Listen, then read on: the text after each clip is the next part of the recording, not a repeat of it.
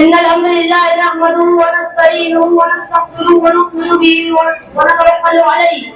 أما بعد فأعوذ بالله من الشيطان الرجيم. بسم الله الرحمن الرحيم. إن هذا القرآن يهدي للتي هي أقوم. قرآن تیری رحمت کا دیوان نظر آیا، آقا تیری صورت تیری سیرت کا گلوان نظر آیا، ماذا آیا کہ پروشم سے چہرہ، قرآن کے چہرے پہ قرآن نظر آیا. میرے واجب الاحترام محترم محتشم اکرام اور میرے مکتب ساتھیوں، میں آج آپ حضرات کے سامنے جو عنوان پر تقریر پیش کرنا چاہتا ہوں وہ عظمت قرآن.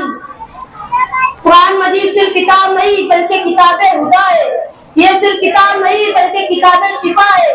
یہ صرف کتاب نہیں بلکہ کتاب برکت ہے. یہ صرف کتاب نہیں بلکہ کتاب سعادت ہے. یہ صرف کتاب نہیں بلکہ کتاب سیرت ہے. یہ کتاب صرف کتاب نہیں بلکہ کتاب ثواب ہے. یہ کتاب اتنی بڑی اور لاجواب کتاب ہے کہ اس کتاب نے روح زمین پر ایسے انقلاب برپا کیے. جب یہ کتاب روح زمین پر نہیں تھی تو روح زمین پر اندھیرا تھا. جب یہ کتاب آئی اندھیرے اجالے بن گئے. جب تک یہ کتاب روح زمین پر نہیں تھی تو روح زمین پر ظلمتیں تھی. جب یہ کتاب آئی ظلمتیں نور میں بدل گئی. جب تک یہ کتاب نہیں تھی دنیا میں کفر تھا. جب یہ کتاب آئی اسلام گھرن کے پردے لگ گئے. جب تک یہ کتاب نہیں تھی دنیا میں شرک تھا. جب یہ کتاب آئی اللہ کی وحدانیت کرن کے کعبہ کی دہلیز پر بجنے لگ گئے. جب تک یہ کتاب نہیں تھی ابو بکر تب بھی تھے لیکن جب یہ کتاب آئی ابو بکر صدیق اکبر بن گئے. جب تک یہ کتاب نہیں تھی عمر تھے لیکن جب یہ کتاب آئی عمر فاروق اعظم بن گئے. جب تک یہ کتاب نہیں تھی عثمان تب بھی تھے لیکن جب یہ کتاب آئی عثمان ذوالنورین بن کر جامع القرآن بن گئے. جب تک یہ کتاب نہیں تھی علی تب بھی تھے لیکن جب یہ کتاب آئی علی المرتضیٰ کرم اللہ وجہہ بن گئے. جب تک یہ کتاب نہیں تھی معاویہ تب بھی تھے لیکن جب یہ کتاب آئی معاویہ کاتب وحی بن گئے. جب تک یہ کتاب نہیں تھی عبداللہ بن عمر تب بھی تھے لیکن جب یہ کتاب آئی عبداللہ بن عمر رئیس المفسرین بن گئے. جب تک یہ کتاب نہیں تھی عبداللہ بن مسعود تھے لیکن جب یہ کتاب آئی عبداللہ بن مسعود فقیہ الامہ بن گئے. جب تک یہ کتاب نہیں تھی ابو عبیدہ تھے لیکن جب یہ کتاب آئی ابو عبیدہ امین الامہ بن گئے. جب تک یہ کتاب نہیں تھی ابو عبیدہ تھے لیکن جب یہ کتاب آئی ابو عبیدہ امین الامہ بن گئے. جب تک یہ کتاب نہیں تھی بلال افسر کا اور غلام تھے لیکن جب یہ کتاب آئی اور بلال نے اس کتاب کو اپنے سینے سے لگایا تو اتنا آلہ ہو گئے اتنا عرفہ ہو گئے کہ چلتا تھا مدینہ کی گلیوں میں ان کے قدموں کی آہٹ جنت میں پڑتی تھی. محترم حاضرین سامعین، آئیے اس کتاب کا تعارف رب کائنات سے پوچھتے ہیں. کس سے پوچھتے ہیں میرے ساتھیوں؟ رب کائنات سے پوچھتے ہیں. رب العزت والجلال نے بڑے جامع و معنی تعارف کروایا. 3 حروف اور 2 جملوں میں. 3 حروف الف لام میم 2 جملوں میں ذالک الکتاب لا ریب فیہ. دوسرا جملہ کا ہدی للمتقین. گویا کہ اللہ رب العزت نے قرآن کا تعارف 3 حروف اور 2 جملوں میں بتا کر اللہ سمندر کو کوزے میں بند کر دیا. اس کتاب کو اللہ تعالیٰ نے جبرائیل کے ذریعے محمد عربی صلی اللہ علیہ وسلم پر نازل کر کے بتا دے کہ اس کتاب میں شک و شبہ کی کوئی گنجائش نہیں. یہ کتاب نسخہ ہدایت ہے. یہ کتاب جو آپ کی مسجدوں میں آپ کے گھروں میں آپ کے سینوں میں جو علماء اکرام قراء حفاظ اور مفتیان نظام پڑھا رہے ہیں کتاب ہدا ہے، ہدی للمتقین ہے. پہلے جملے میں قرآنی صداقت اور حقانیت اور دوسرے جملے میں قرآن کا مقصد بتایا گیا ہے. میرے بھائیوں میں اس کتاب سے کچھ سوالات کرنا چاہتا ہوں. اس کتاب کا نام کیا ہے؟ اس کتاب کا کام کیا ہے؟ اس کتاب کا پیغام کیا ہے؟ اس کتاب کی حفاظت کا انتظام کیا ہے؟ میرے بھائیوں یہ کتاب جواب دیتی ہے. 5 صاحبوں کا مبارک کتاب کو کھولو، یہ کتاب آپ کو اولین و آخرین کا علم بتائے گی. اس بابر کتاب کا نام کیا ہے؟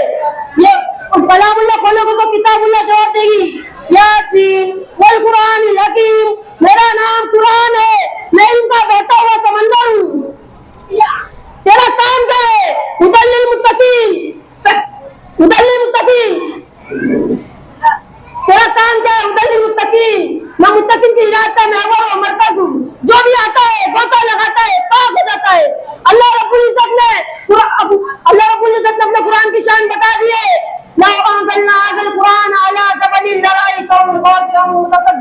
خشیت اللہ. میری شان، میرا رب، میرا مطلب یہ ہے کہ اگر میرا رب مجھے پہاڑوں پر بھی اتار دیتا تو اللہ کی خشیت و حیبت سے فوریزہ ریزہ ہو جاتا. کتاب اللہ کا احترام کیا ہے؟ یا رسول المطہرون، خبردار نہ بجالت میں ہاتھ مت لگانا بلکہ پاک ہو کر لگانا. اے کتاب تیرا احترام کیا ہے؟ وَإِذَا قُرِئَ الْقُرْآنُ فَاسْتَمِعُوا لَهُ وَأَنصِتُوا لَعَلَّكُمْ تُرْحَمُونَ. میرا احترام یہ ہے کہ اگر مجھے پڑھا جائے تو پوری توجہ، دھیان اور احترام سے مجھے سنا کرو. اے کتاب تیرا اصلی مقام کیا ہے؟ فی لوح محفوظ، میں لوح محفوظ میں نقش ہوں. اے قرآن یہ بھی بتا کہ تیرا پیغام کیا ہے. یہ بھی قرآن خود بتاتا ہے ان ھذا القرآن یہدی للتی ہی اقوم. نہیں وہ کتاب برکت، نہیں وہ کتاب نعمت، نہیں وہ کتاب ہدایت، نہیں وہ کتاب رحمت. جو بھی مجھے سینے سے لگاتا ہے میں اسے گھٹے ٹاپ اندر سے نکال کر سورج کی بلندی پر پہنچا دیتی ہوں. اے کتاب یہ بھی بتا کہ تیری حفاظت کا انتظام کیا ہے. یہ بھی قرآن خود بتاتا ہے اِنَّا نَحْنُ نَزَّلْنَا الذِّكْرَ وَإِنَّا لَهُ لَحَافِظُونَ. میری حفاظت کا انتظام خود میرا رب کرتا ہے، کرتا رہا اور قیامت تک کرتا رہے گا.